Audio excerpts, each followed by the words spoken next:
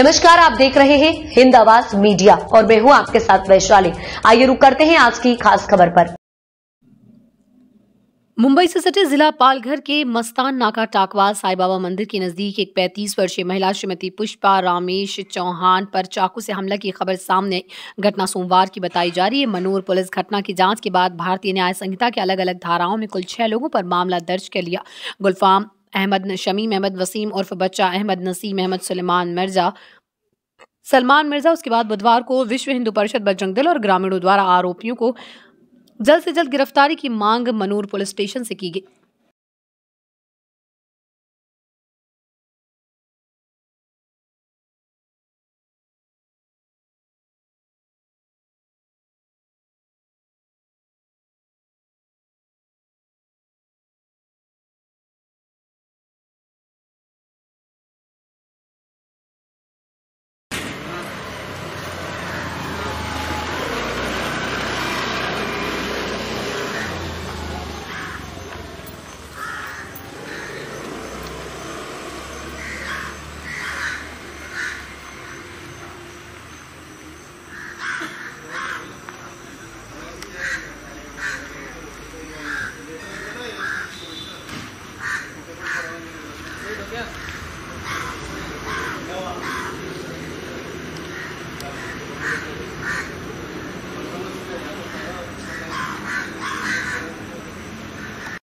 आमचं म्हणणं हे काय नाही, ज्या महिलेला न्याय भेटला त्या गुन्हेगारांना तुम्ही अटक करा।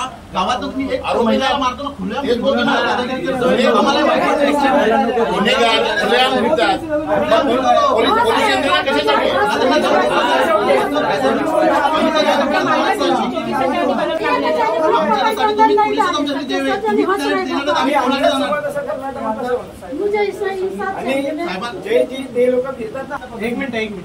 एक मिनिट होणार आहे।